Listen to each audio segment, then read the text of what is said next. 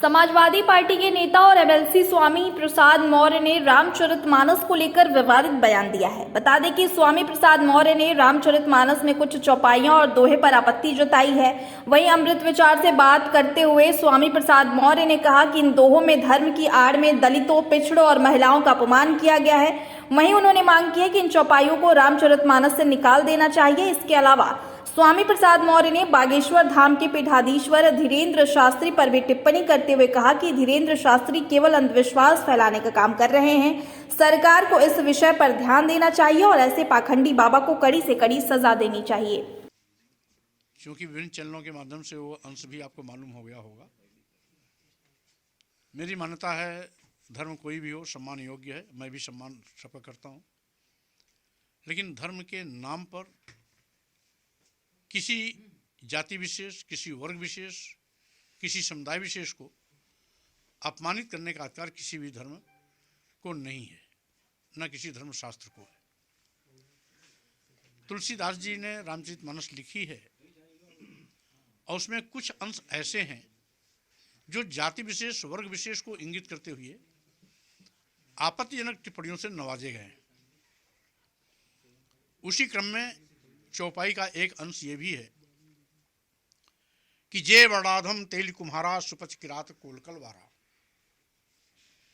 यानी अधम जातियों की सूची में नाम इंगित किया तेली, कुम्हार, सुपच, किरात, कोल, कलवार। इत्तेफाक से ये सभी जातियां हिंदू धर्मावलंबी, हिंदू धर्मावलंबी जातियां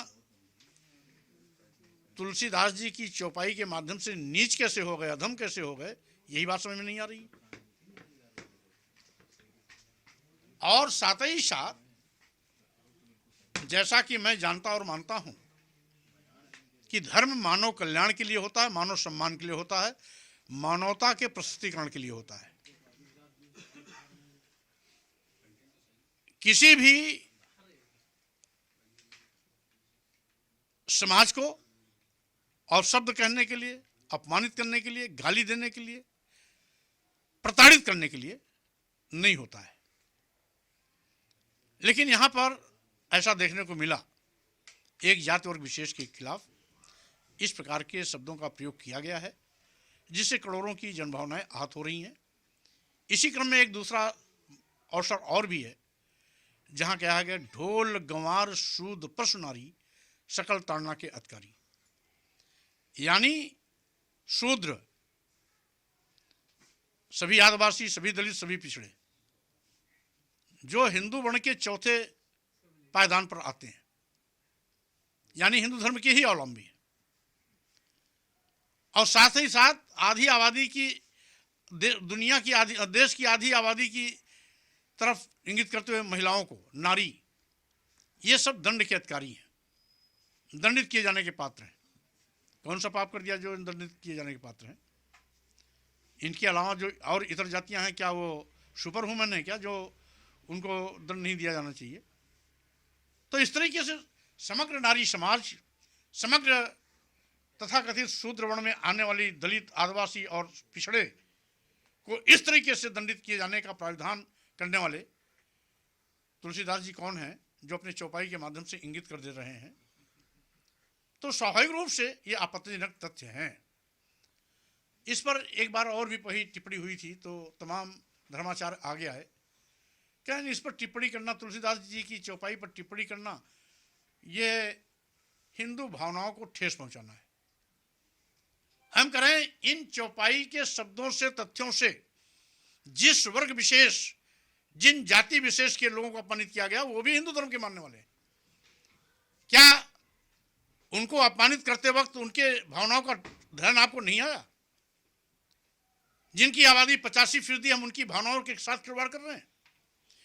देश की आधी आबादी महिलाएं के सम्मान के साथ हम खिलवाड़ कर रहे हैं, क्या उनका ख्याल आपको नहीं आया? और अपनी बात बचाने के लिए, अपने पाप को छिपाने के लिए दुनिया भर के बहाने बताते हैं।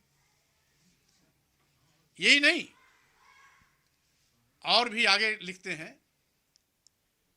हमने तो सुना था, देखा था, जानता भी हूं कि धर्म सबके लिए बराबर होता है, लेकिन यहां धर्म में भेदभाव। कहते हैं पूजे ही विप्र सकल गुणहीना और पूजे न शूद्र गुण ज्ञान प्रवीणा, यानी समस्त गुणों से हीन होने के बावजूद भी विप्र का सम्मान करिए, लेकिन शूद्र कितना भी ज्ञानी हो, प्रकांड विद्वान हो, कितना भी बड़ा ज्ञाता क्यों न हो, लेकिन उसका सम्मान मत करिए। क्या यही धर्म है? क्या जाति विशेष, वर्ग विशेष, वर्ण विशेष को गाली देना, अपमानित करना, उनके सम्मान से खिलवाड़ करना, यही धर्म है?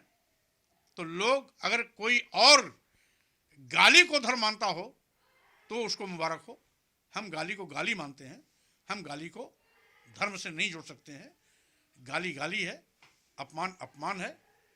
अगर हमें कोई गाली दे रहा है तो गाली देने वाले लिए धर्म हो सकता है, लेकिन गाली खाने वाले के लिए धर्म नहीं हो सकता। गाली खाने वाले लिए गाली है। तो ऐसे आपत्तिजनक तथ्यों को तुलसीदास जी की रामायण से निकाला जाना चाहिए या प्रतिबंधित किया जाना चाहिए। सर, आजकल बागेश्वर धाम के बाबा धीरेन्द्र शास्त्री जी बड़े चर्चा में बने हुए हैं, अपने आप को बहुत बड़े चमत्कारी बता रहे हैं। सर, इस पे क्या कहना है?